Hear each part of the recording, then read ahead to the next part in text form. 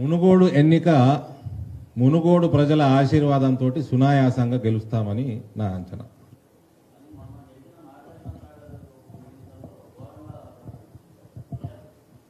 Bharatiya Janata party ఒక transformation దశలో తెలంగాణలో గత 2-3 సంవత్సరాల నుంచి లోక్సభ ఎన్నికల తర్వాత ఉంది.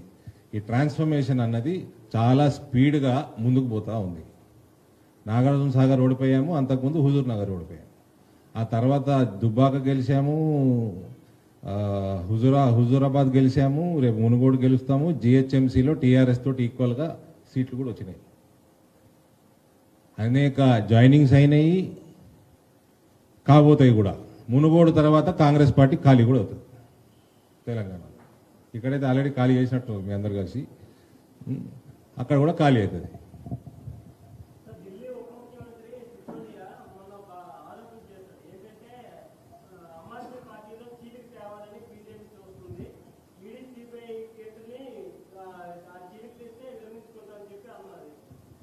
సరే, ఇది నేను 2 ప్రశ్నలుగా చూసుకుంటే, ఇది ఈడీ సిబిఐ వాళ్ళ మీద ఏమని చేస్తే అది వాళ్ళకు సంబంధం. భారతీయ జనతా పార్టీ అన్ని పార్టీలని వీక్ చేసి మేము పవర్ఫుల్ కావాలన్నది మా పని, మా కర్తవ్యం. అది మేము పార్టీ అందుకే పెట్టుకున్నాం. మేము అన్ని పార్టీలను వీక్ చేయటమే మా కర్తవ్యం అండి. మేము స్ట్రాంగ్ అవటమే మా పనే అది. మా పని మేము చేస్తుంటే మీరు దాన్ని మా పనే అదండి.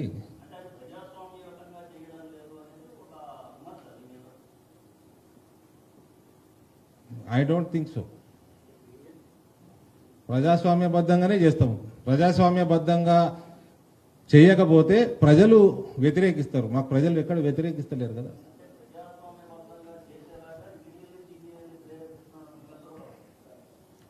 ఈ ప్రత్యర్థులు అపోజిషన్ పార్టీలు విమర్శిస్తూ ఉంటారు.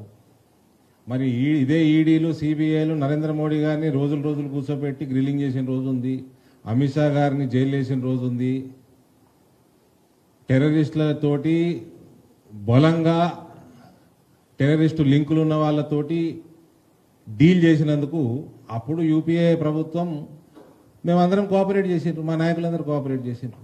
ఇప్పుడు వీళ్ళు కూడా కోఆపరేట్ చేయకుండా ఊకే విమర్శలు చేసుడు ఎందుకండి? నరేంద్ర మోడీ గారు ఎప్పుడన్నా ముఖ్యమంత్రి హోదాలో ఆయనని 2 రోజులు 3 రోజులు ఇంకెక్కువ కాలము అమిత్ షా గారిని వాళ్ళు చేసిండ్రు. అప్పుడు విమర్శించినామా? కోఆపరేట్ చేసినాం.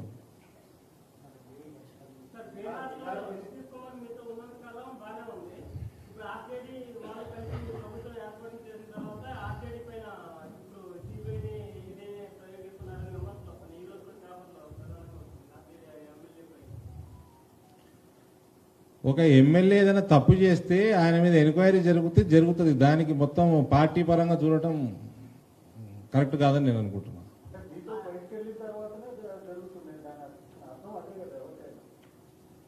అట్లేం లేదా, అక్కడ ఒక ఇన్సిడెన్స్ అది.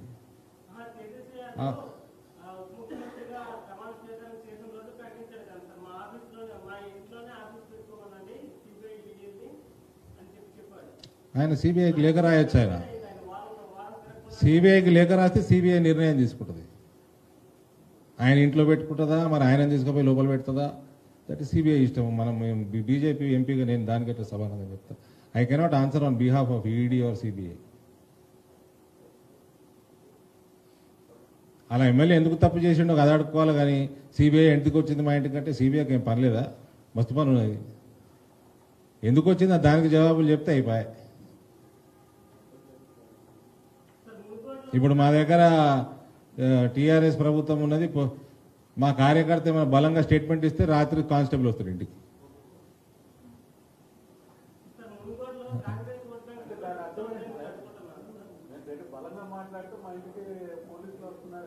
హౌస్ అరెస్ట్లు చేస్తారు, కేసులు పెడతారు.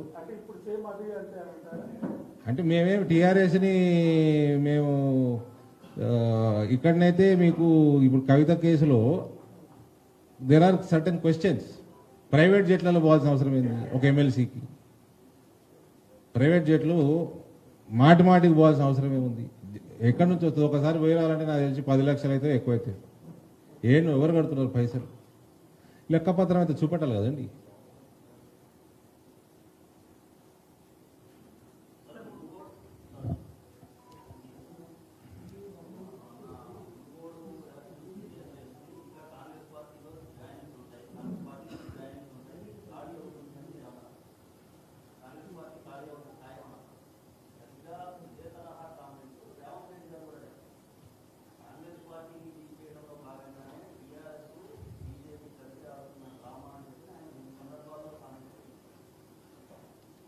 సరే, ఆయన కామెంట్ చేసేడు బదులు కాంగ్రెస్ పార్టీని కాపాడుకుంటే బెటర్.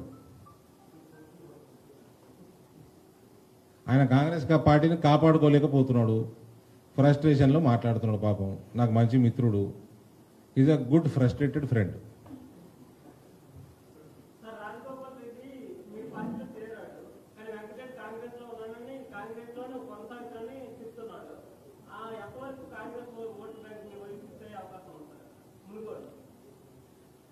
కాంగ్రెస్ పార్టీ ఖాళీ అవుతుంది బ్రదర్. వెంకటరెడ్డి కూడా అది చెప్తున్నాడు, మళ్ళీ రేవంత్ రెడ్డిని తీసేయమంటున్నాడు, మాణిక్యం ఠాకూర్ని తీసేయమంటున్నాడు. తీసేయకపోతే ఏం చేస్తాడో చెప్పలే. ఇంకా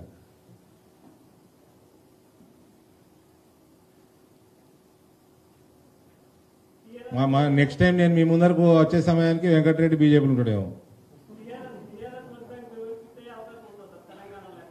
టీఆర్ఎస్ ఒక భయంకరమైన స్లైడ్ డౌన్వర్డ్ ట్రెండ్ నడుస్తూ ఉంది. అక్కడ మోడీ గారి నాయకత్వం వల్ల భారతీయ జనతా పార్టీ టీఆర్ఎస్ ఏదైతే కోల్పోతా ఉందో ప్రజాదరణ, అది బీజేపీ మోడీ గారి నేతృత్వంలో బీజేపీ వైపు మలుచుకునే ప్రయత్నం సక్సెస్ఫుల్గా చేస్తుంది. కాంగ్రెస్ పార్టీ కూడా అక్కడ ఉన్న ఓటు బ్యాంకు, వాళ్ళకు ఉన్న ఓటు బ్యాంకు నల్గొండ, దక్షిణ తెలంగాణలో కొద్దిగా రీటైన్ చేసుకోగలిగింది నిన్న మొన్నటి దాకా. మా దగ్గరనైతే ఖాళీ అయిపోయింది. ఇప్పుడు ఉత్తర తెలంగాణలో కాంగ్రెస్ ఖాళీ, దక్షిణాదిన కూడా ఈ మధ్య కాంగ్రెస్ పార్టీ వీక్ అవ్వడం మొదలైంది. థ్యాంక్ యూ సార్, చాలా కాంప్లిమెంట్స్ ఇచ్చారు మాకు.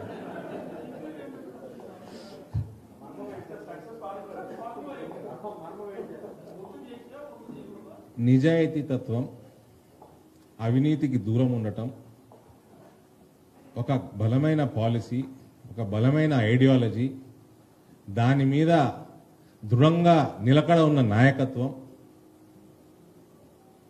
ఓవరాల్గా ప్యాకేజ్ మాట్లాడాలంటే మోదీత్వం దానికి కారణం.